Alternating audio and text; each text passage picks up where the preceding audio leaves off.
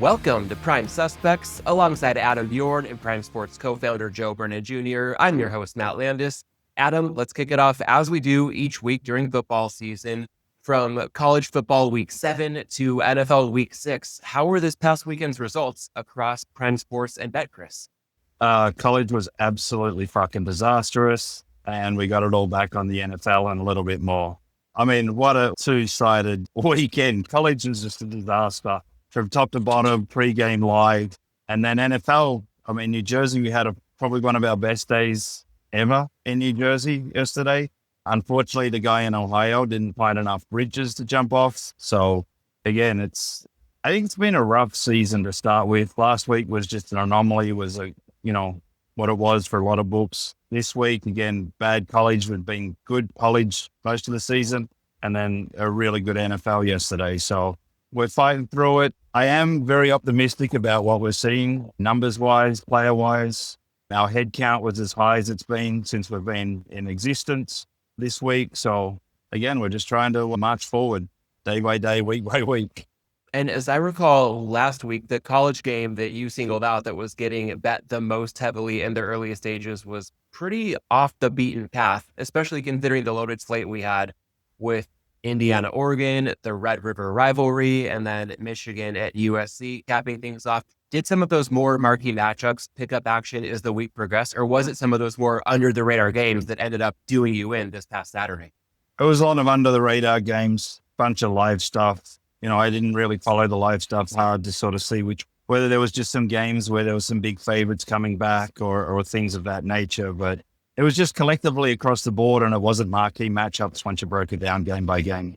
All right. Well, speaking of favorites who didn't come back this past week in the world of football and transitioning to Circa Survivor, the Eagles Thursday night loss to the Giants as favorites of more than a touchdown really twisted the knife on Joe and his fellow Philadelphia sports fans on the heels of heartbreak for the Phillies. But it provided a spark for Survivor contestants who steered clear of that Thursday night game, only for the 6 selections more popular than the Eagles, all to win outright on Sunday. Adam, how's everything looking for you when it comes to Circa Survivor? I mean, again, Jesus, Colts. I told you those Cardinals were going to try and come back and bite me in the ass this week. Thankfully, Green Bay was a little less of a sweat. So, 3 of my 4 were on Green Bay. I did have one on the Colts, which I was tossing up between the Raiders, the Steelers, and the Colts. And obviously I took the one that literally, had heart in mouth at the end of the game. But so far, I've still got 4. I don't know how many were lost this week. I saw there was still some no picks, which just still blows my mind. But yes, I've still got 4 alive. All right, still in the running as far as Circa Survivor goes. And Joe, I see that you are still going strong coming out of Vegas yourself. As we discussed last week, the Global Gaming Expo, aka G2E, took place in Sin City. How would you describe your top trends and takeaways from the event?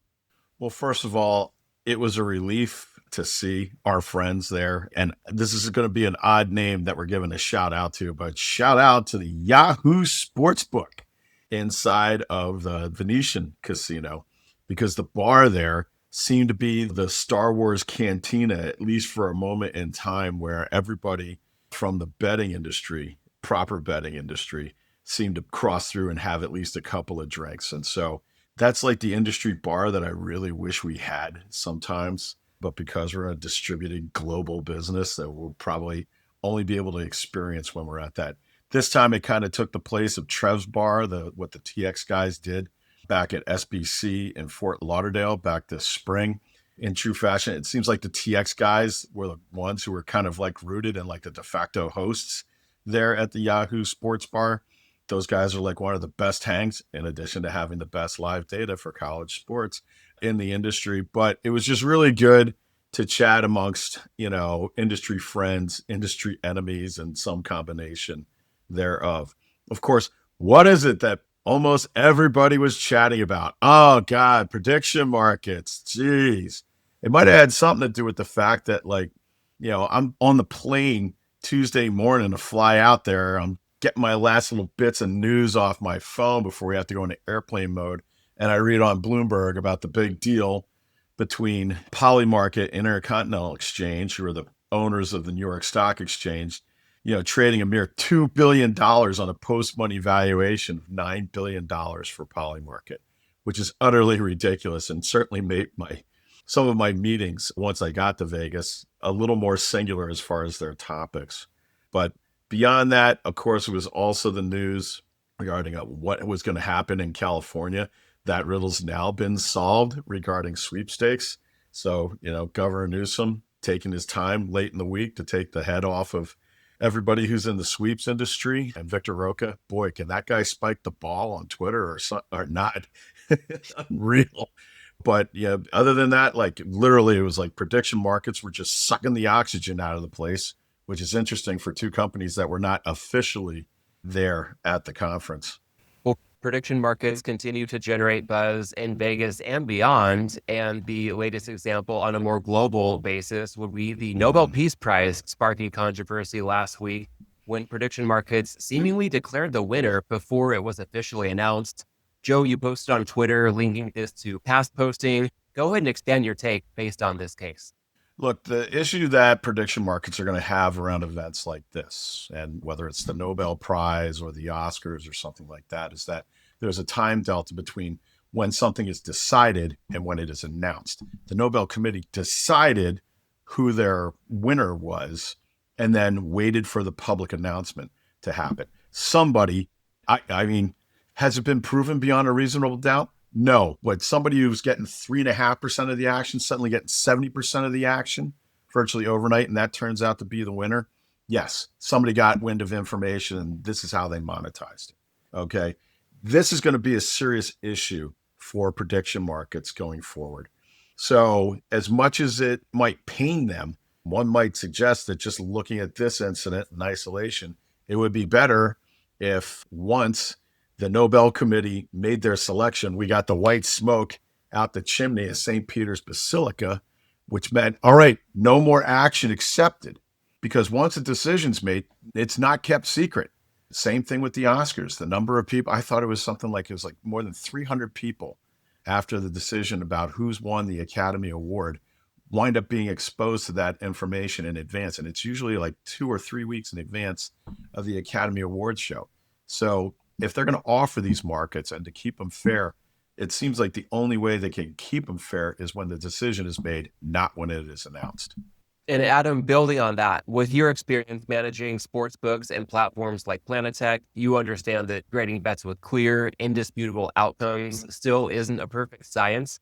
So with prediction markets now offering a wide variety of non-sports markets that have subjective results, and with these markets ripe for abuse at times, such as the aforementioned Nobel Peace Prize scenario, how do you view the ability for bettors without inside information to win, as well as the odds of professional bettors turning to these markets for edges rather than sticking to a more tried and true sports ecosystem with stronger guardrails?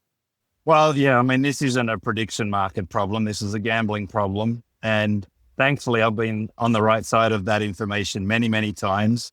Took advantage of it as I would expect anyone would in this business. Yeah, I mean, you sort of get to the point where you take it down once you have an idea. But even these days, the Academy Awards of those that can take them, I don't know if there is actually any US states can do those kind of things, but the offshore market, the global market, all those things literally take them up until the envelope is opened that evening. Funny enough, there was a few years ago when a lot of books didn't realize that a lot of these, of course, here we go, fucking fire, ambulance, everything going by. As, where the Oscars actually went and they did 3 awards that weren't televised. And then when they came on TV, there was still hundreds of sports books open, not knowing this information. And of course, you had to take advantage of some of those things in those spots. That's the onus is on the provider and the sports book. Now, when it comes to the prediction exchanges, prediction markets, whatever the hell you want to call them, sports books are a different name. Who are they protecting? Are they protecting the buyer or the seller ultimately there? Because they're not the ones having any risk in this game because they're just putting up a buy-sell price. They're sitting in the middle. They are not affected at all because they actually want this liquidity because every dollar of liquidity means half a penny for them. So they don't really care if there's information out there or anything of that nature. So ultimately the onus is on them because there is no regulator or oversight on this either. So at the end of the day, who's going to police them? Themselves? Are they really going to police themselves with everything that they're doing. I mean, add in that 140 countries that they just entered in another gray market aspect of what they're doing. I mean, this is a comedy show. You can only sit back and just go, maybe I wish we had the balls to do something like this and go fucking nuts and just, hope to escape any kind of incarceration or fines or anything at the end of the day. Because right now, forget about the gray markets, forget about offshore, forget about any of that thing. This is the wild, wild west of gaming. And we'll talk more on that thread in a moment, but to rewind just a bit, Adam, you mentioned earlier on in those most recent remarks that this isn't a problem isolated to prediction markets. It's more of a gambling problem. So I'd be curious for your take on things like what we discussed with the Nobel Peace Prize, as you alluded to with the Oscars. The NFL draft also comes to mind, where there's pretty much a known outcome and a guaranteed win for bettors who wager accordingly, versus something like injury news, where if you're quick to information and wagering based on it, you can capture an edge, but the win is not guaranteed. When it comes to those slight differences, how do you view betting with an edge across different markets where you may have a big advantage, but not a guaranteed win? But a lot of sportsbooks would want to go ahead and limit bettors anyway, just because they don't want the edge to be had over them. Yes. I mean, for me, it's fair game. And this is one of the advantages of operating sports books that actually take lots of customers and bets, as you quite often get bets on these kind of things. And then you get hey, just so you know, the result's already out, or this is what I'm hearing, or this information. We've heard over, the course of decades, slam dunk results. This is going to win, the Oscar winner, all these things. And when they open up the envelope, holy shit, it's a different answer. Like, this is where there's some responsibility to the players and, the books and stuff like that. But it's kind of fair game as well. If you've got a sports book that's incompetent and wants to copy numbers and put things up, and they're allowed to within whatever jurisdiction they're in, then game on, fair game. I've been on both sides of that fence, taking it up and giving it to the other side. But at the end of the day, that's when, there's some sensible nature to these things. We all generally know when the information is known by at least one person, because someone had to write it and stick it in an envelope, no matter what it is. So, there's some common sense plays in this, but, in this space right now, there's not that much of that. So to me, it's fair game. Same with the injury news, all those kind of things. If you're in a spot where you're actually taking bets from everybody, there is someone getting that information first. And generally, when you build up those relationships, you get that bet, you get the call follow-up, and you know what to do with it, whether it's take it off the board or make that adjustment or anything of that nature. So this is where Adam and I are going to politely agree to disagree. Not on the injury news. That's a asymmetrical information war that we've all agreed to be a part of as a sports book. But when it comes to, everybody wants to say, it's trading. It's like the securities market, blah, blah, blah. Yeah. So you know what it is? It's insider information. It's horseshit. I mean, a person, in my mind, is committing a crime when they go on an exchange and they represent, whoever started taking or putting up and taking all that market action on the head of the Venezuelan political opposition. They had inside information on who was going to win that. And the people who took the other side of it, because they're just, because it's peer-to-peer, it's an exchange, and Kalshi didn't have skin in the game, they got robbed. You could say like, well, a fool and his money are soon parted. Maybe they're foolish betting into those type of markets where they should be aware of that. Like, well, if you got that kind of market movement, that maybe somebody's onto something here. But I mean, you can't sugarcoat this thing.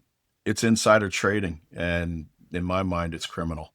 Well, staying on this topic and circling back to a couple points Adam alluded to, if we want to look ahead to the future of the regulated U.S. model, in the last week, Polymarket raised $2 billion and Kalshi raised $300 million while launching in 140 countries, making it clear they're on the offensive.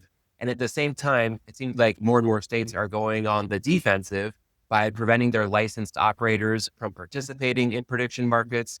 So same question for both of you guys here. Let's lead off with Adam and then hear from you as well, Joe. Instead of merely threatening their licensees in response to the rise of prediction markets, How should legislators and regulators be responding to give their operators a better chance at competing against the gray market alternatives operating in their own backyards? It's mind blowing where it's all at right now. I mean, it's super difficult to kind of go, let's soldier on, let's fight through this versus let's pack up our bags and go home and try something else. They're really making it difficult. Then they increase all the taxes, then they do these things. But the thing that's really goating me, I think, is the regulators sending letters to the operators saying, if you get involved in this, your license is under threat. If you do this, the thing is, they have dozens of vendors, not operators, but vendors that are licensed by these states that are clearly participating in these other markets, whether it's sweeps from processors, data feeds, odds feeds, whether it's prediction markets, processors, data feeds, odds feeds, market makers, stuff like that. I mean, it really seems like they're missing the point of what they can do. Yes, the few that I've spoken to are aware of it and they're there. They are really trying to help, whether it's, how can we help to be more competitive? Do they need to open their sports catalogs? Do some of these states need to offer bets on Academy Awards and stuff like that with some parameters and rules in place so you can compete in that market? Not looking to add some of this stuff that's, of little interest and usually has some kind of downside to booking them. But, they have to see the landscape. They have to be able to understand that even the big boys that are participating in this are starting to sort of dance on the other side and look for, how do we build other verticals within this space? How do we sort of backtrack or have the ability to be ready to pivot once a law comes into place or regulation comes into place like that? I mean, it was funny, but at G2E, the main conversation on that side of it was, we have a choice. We can pack up our bags and we can go home tomorrow and we can start again, or we can look to move into a different space, take the hit, whatnot. But poor old Sport Trade, they're actually offering the Sport Trade product under these prediction markets things. And they've gone through all these avenues, done the right things, spent tens of millions of dollars to offer a product that's just free and out there for the open market. That's who I ultimately feel, some empathy for in the current market space. We are what we are. Can we plug into some of these things and have some market makers and put some of our numbers into this prediction market? We could do it tomorrow, but we've made a decision that we're going to stick to this path and hopefully it, ends up being the right decision as we move forward. But it's tough and you have to, after a week like G2E and you listen to everybody and then you see the raises and the valuations on a company not making a penny, Jesus, did we make a bad decision or what? Joe, what's your thought on this dynamic? I'd like to once again point out there's a distinction between lawmakers and regulators. And I always feel bad for the regulators when they've been handed chicken shit by the lawmakers and they have to make chicken salad. And lawmakers and the states now have gotten into, and they've painted themselves into a corner here because I get it, states need money, but they've decided to be very lazy when it comes to where they're going to find more dollars for their state budget when it comes to taxation. And you only have to look at a place like Illinois at the level of bad faith that they have, where they've just identified sports betting and said, we're going to make up the majority of our budget gap on one industry. And let's just face it, Illinois has straight up fucked sports betting. And they're not done. Especially if the Chicago City Council gets their way and they're going to levy additional fees. So what does a regulator do in that instance when now, because I doubt lawmakers are spending too much of their time considering Kalshi and Polymarket and the other DCMs because they've already gotten their pound of flesh out of the sports betting industry for their budgets this year. Maybe they'll sit up and recognize next spring when they got to come back and they got to find more money in the state budget.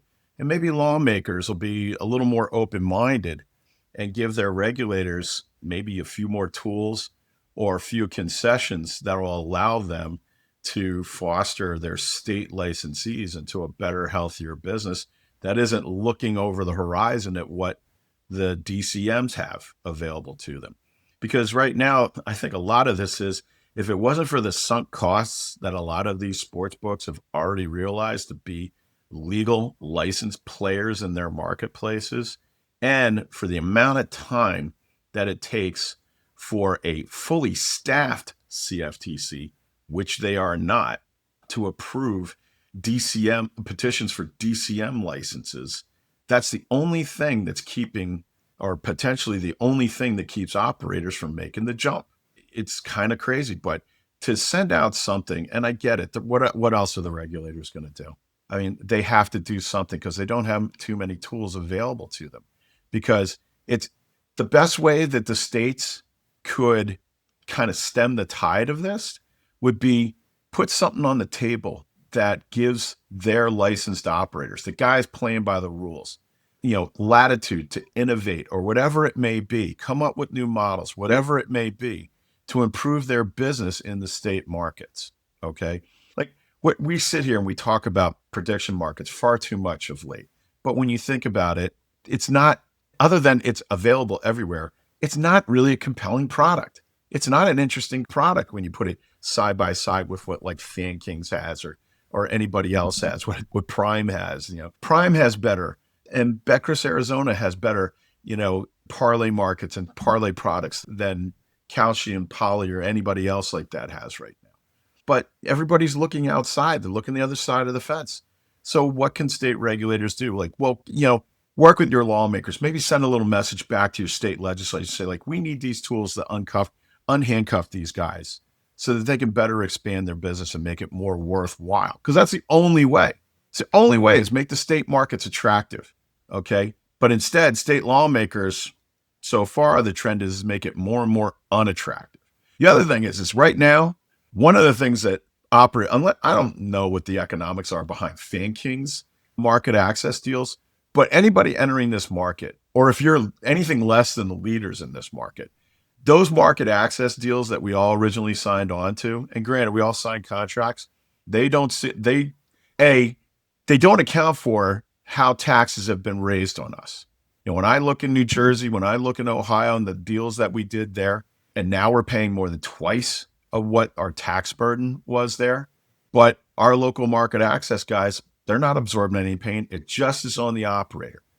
Operators are getting pounded by the economics in the legal markets. So short of like reducing that burden on the operators and letting them off the leash to let them innovate, because there's a real disincentive for innovation and new products and new technology in those markets. There's going to be a lot of people who are going to get that letter from their regulator saying, like, if you do this, we'll take your license away. They're going to get a return envelope, and it's going to be their license torn in half and say, here you go. I'm going to go join Kalshi in all 50 states and the 140 countries, because it sounds like it's a better deal, doesn't it?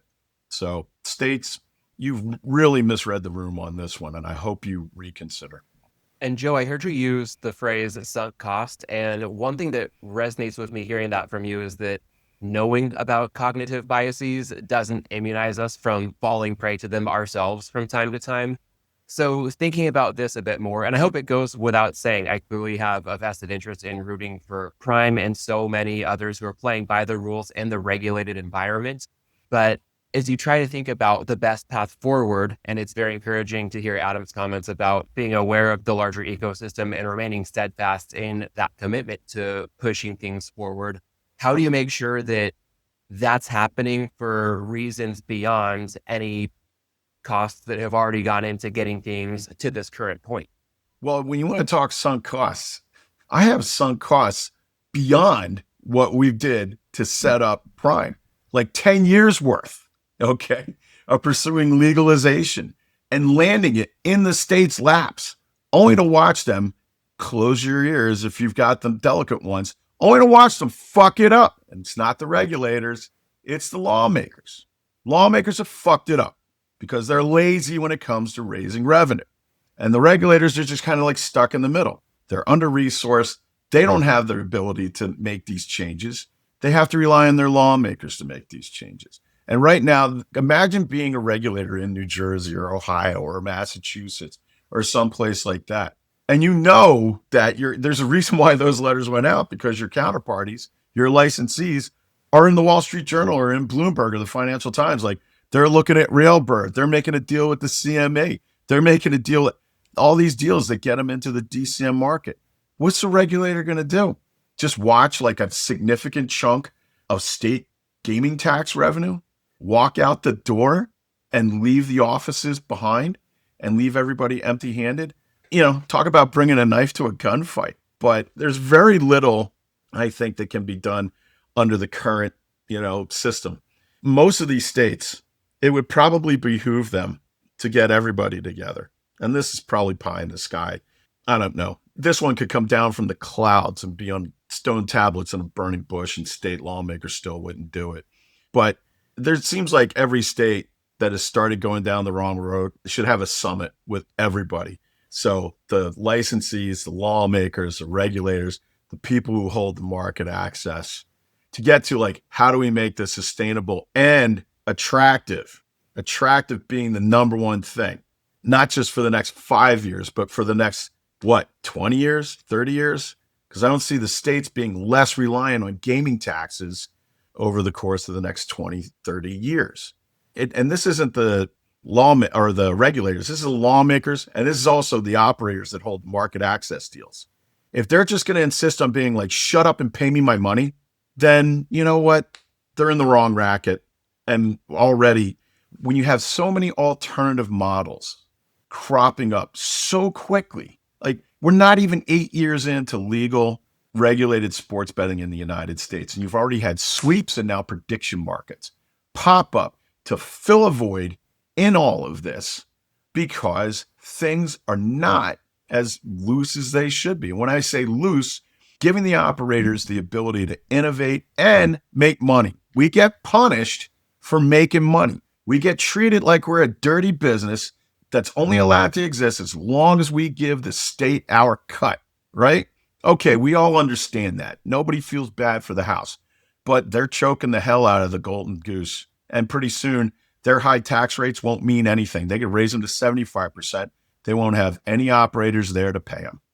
All right. Well, with that, we will bring this episode full circle with our football look ahead. Adam, I may be putting you on the spot here because it's our YouTube viewers will be able to see you are not in your usual office setup.